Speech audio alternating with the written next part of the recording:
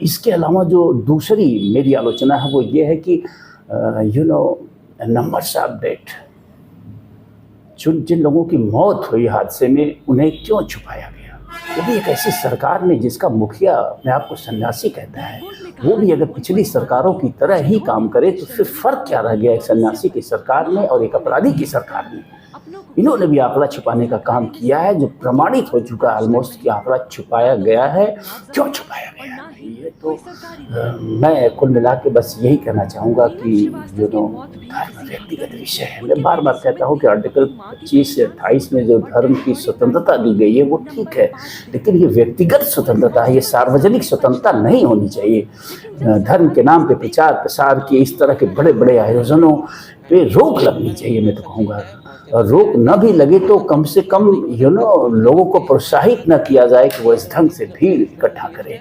तो आज मैं यही कहूँगा कि मेरी आलोचना पे भी बहुत सारे लोगों को आपत्ति हो सकती है, लेकिन अगर आप कल्पना करिए, अगर आप देखिए तो ये युग विज्ञान का युग है और विज्ञान ने अगर आप विज्ञान का अध्ययन करें, विज्ञान की दृष्टि से आप धर्मों का अवलोकन करें तो विज्ञान ने लगभग साबित कर दिया है कि ये धर्मों की किताबों में जो लिखा है, धर्मों में जो मोक्ष प्राप्त करने का, स्वर्ग नर्क जाने का जो तरीका लिखा गया है वो एकदम से गलत है। हमारी जो दुनिया है ऐसे नहीं चलती है। ऐसे मेरा व्यक्तिगत विचार है। इस पूरे ब्रह्मांड में एक तिनके के बराबर भी इस पूरी पृथ्वी का अस्तित्व नहीं है। ऐसे में हम उम्मीद करते हैं कि कोई ऊपर बैठा ईश्वर है जो तिनके से भी छोटा जिस पृथ्वी का अस्तित्व है। ऐसे अरबों खरबों यानी गणना नहीं, गिनती नहीं है कि कितने प्लैनेट्स हो सकते हैं, कितने जगह जीव जंतु हो सकते हैं, उसकी कल्पना भी नहीं करी जा सकती है।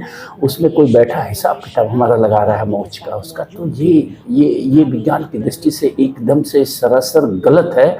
तो ऐसे में मैं यही कहूँगा कि आज दुनिया के जो भी विकसित देश हैं, जो भी समृद्ध देश हैं, जिनके पास पावर है, समृद्धि है, वो सारे के सारे देश हैं। आप पूरे, मैं क्रिश्चियनिटी को कह रहा हूँ, मैं इस्लाम को नहीं कह रहा हूँ। दुनिया में अनेकों धर्म है, लेकिन मुख्य धर्म 3 है, हिंदू, मुस्लिम और क्रिश्चियन।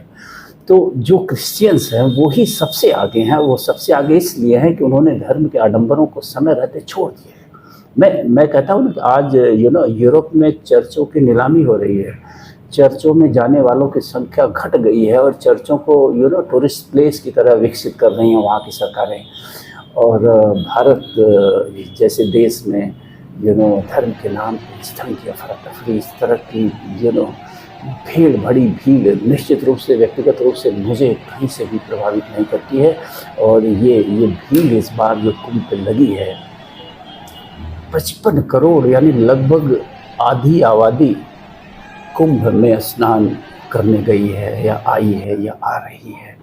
माय गॉडनेस, इस भीड़ का एक टुकड़ा मैं कह रहा हूँ कि सिर्फ 1 करोड़ लोग धर्म के नाम पे जो इकट्ठा हुए, उनमें से 1 करोड़ लोग अपने अधिकारों के लिए, ये जो देश में भय, भूख, भ्रष्टाचार, अपराध और अन्याय मिला है, अन्याय फैला हुआ है, इससे लड़ने के लिए दिल्ली चले मेरे साथ। मैं कह रहा हूँ देश बदल जाएगा, देश बदल जाएगा। देश में जितनी भी तरह की अराजकता फैली हुई है, भय, भूख, भ्रष्टाचार, अपराध और अन्याय की, सब मिट जाएगा।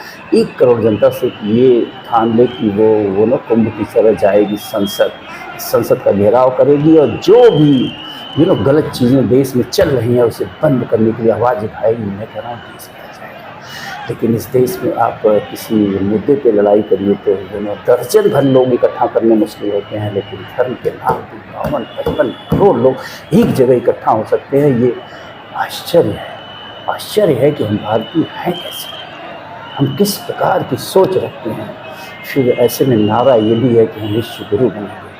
माय गुडनेस, एक कवि ने लिखा है, मैं कवि का नाम नहीं याद कर पा रहा हूँ, कि लीक पर वे चलें जिनके चरण दुर्बल और हारे हैं। लीक पर वे चलें जिनके चरण दुर्बल और हारे हैं, हमें अपनी यात्रा से बने ऐसे अनिर्मित पंथ प्यारे हैं। तो ये सब लीक पे चलने वाले हैं, इनमें से अधिकांश लीक पे चलने वाले हैं। बहुत कम संख्या में ही लोग होंगे जो जिनके अंदर धार्मिकता होगी। देखिए, धर्म एंड धार्मिकता 2 अलग अलग चीज़ें हैं।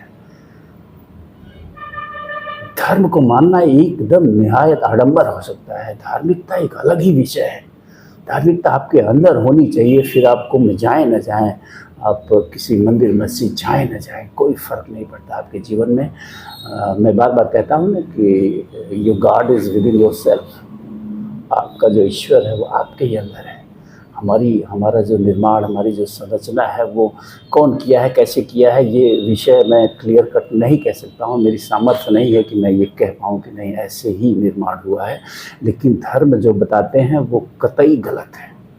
एवोल्यूशन की थ्योरी भी पूरी सही नहीं है। कोई और थ्योरी है जिसके तहत हमारा निर्माण हुआ है। तो our God is within ourself. We are inbuilt with our God, our mandir, our मस्जिद।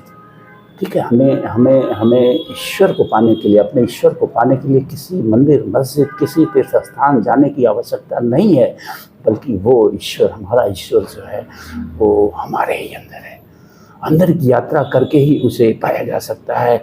कस्तूरी कुंडल बसत मृग ढूंढत बनमा, ऐसे घट घट राम है दुनिया देखत ना है। तो अगर देश को समृद्ध होना है, देश को विकसित होना है, देश में शांति और समानता और एकता स्थापित करनी है, तो हमें धर्म को व्यक्तिगत विषय बनाना पड़ेगा। धर्म के उत्सव से ज़्यादा आपके अंदर धार्मिकता होनी चाहिए, आपके अंदर उत्सव होना चाहिए धर्म का। फिर अब देखिए आपका जीवन कैसे बदलता है। तो आज के लिए बस, धन्यवाद, नमस्कार।